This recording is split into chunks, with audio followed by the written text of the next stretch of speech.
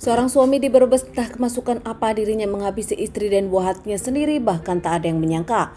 Dikenal sebagai lelaki pendiam, namun ternyata dirinya melakukan kejahatan kepada keluarga sendiri. Seorang lelaki bernama Tarmuji berusia 35 tahun asal Brebes. Tetangga menyebutnya Tarmuji jarang bergaul, bahkan dirinya pun tak dikenal ramah oleh para tetangga. Tarmuji sendiri tak banyak bicara dan dirinya pun nampak hidup dengan kesendirian. Bekerja sebagai buruh tani di daerahnya, di sana ada lahan bawang dan Tarmuji bekerja di sana.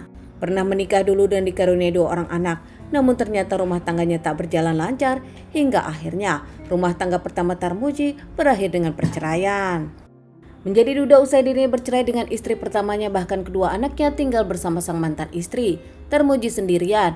Tarmuji sendiri akhirnya tak lama berkenalan dengan seorang wanita. Karena di tengah kesibukan kerjanya, dirinya saat pulang ingin bersama wanita yang dicintai. Tanpa menunggu waktu lama lagi, saat dirinya melihat seorang wanita cantik yang nampak dibawa oleh temannya, saat itu pun Tarmuji mengajak wanita itu berkenalan. Tarmuji berkenalan dengan seorang wanita bernama Koniti, 35 tahun, seorang janda punya anak 1. Dari perkenalan ini Tarmuji nampak merasa suka, cocok, dan komunikasi pun terjalin tiap hari. Begitu juga Koniti yang nampak menyukai Tarmuji. Tak mau lama-lama berpacaran, keduanya pun akhirnya merencanakan pernikahan hingga akhirnya Tarmuji melamar Koniti. Namun saat itu keluarga dari Koniti meragukannya, bahkan sempat melarang Koniti menikah dengan Tarmuji, tak merestui. Bukan tanpa alasan keluarga dari Koniti tak merestui hubungan mereka, mengingat Koniti sendiri adalah janda beranak 1 dan tak mengerti juga, tak tahu sifat asli dari Tarmuji. Keluarga menginginkan mereka dekat dulu, mereka saling mengenal dulu, tak buru-buru menikah. Koniti yang merasa ngotot, merasa kalau Tarmuji adalah lelaki yang dirinya sayangi dan bisa bahagia dengan dirinya, akhirnya membuat keluarga dari Koniti pasrah dan membiarkan mereka menikah.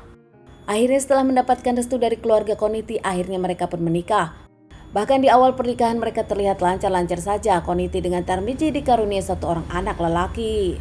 Usai menikah dengan Tarmuji, Koniti sendiri membawa anak dari pernikahan pertamanya. Saat ini di rumah itu terdiri dari Koniti, Tarmuji, anak Koniti, dan juga anak dari pernikahan Tarmuji. Di awal rumah tangga mereka baik-baik saja, namun setelah berjalan, Koniti merasa rumah tangganya acak-acakan, sering cekcok, bahkan merasa keekonomian mereka kurang. Pertengkaran mereka pun bukan rahasia umum lagi. Para tetangga kerap mendengar mereka bercekcok, mereka bertengkar tentang masalah keuangan.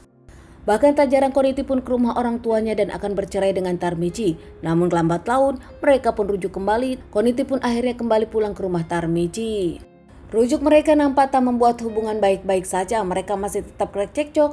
Bahkan kini semuanya dirasa lebih makin kacau. Tarmuji merasa kalau sang istri selalu merasa kekurangan dengan apapun yang didapatnya.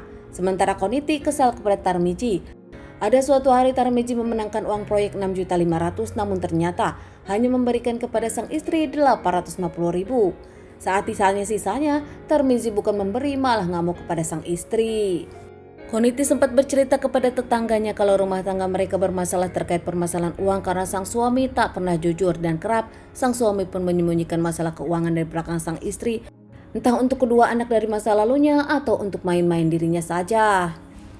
Puncaknya di tanggal 14 Februari 2018, anak pertama Koniti dari pernikahan pertamanya, Dewi, berusia 11 tahun.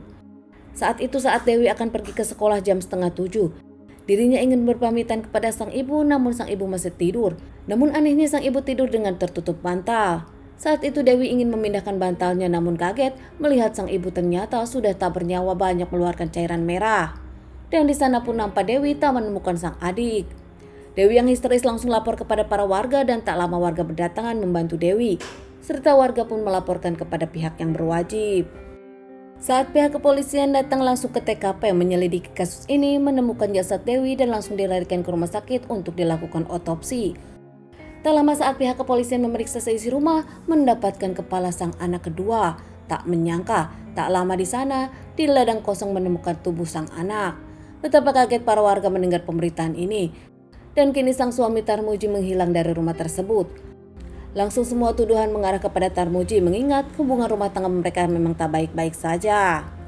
Pihak kepolisian pun akhirnya melakukan pengejaran kepada Tarmuji, berkat para tetangga yang menyebutkan kalau Tarmuji ada di rumah orang tuanya dan langsung datang ke rumah orang tua Tarmuji.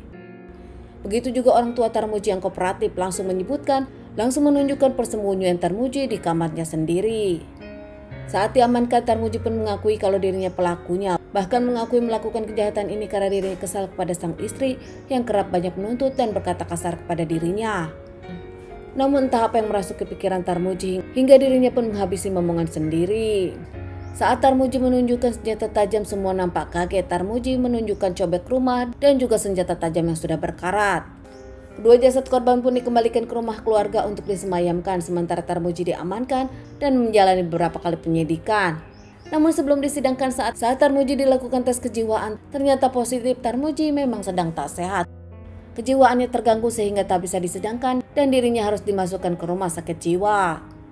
Keluarga dari para korban pun nampak tak bisa membendung kesedihan ini, nampak tak bisa menerima kenyataan dua orang kesayangannya harus berpulang untuk selamanya. Teman-teman, sekian dulu bahasan kasus yang aku bawakan kali ini. Semoga ini bisa dijadikan pelajaran untuk kita semua dan ditunggu bahasan kasus-kasus selanjutnya.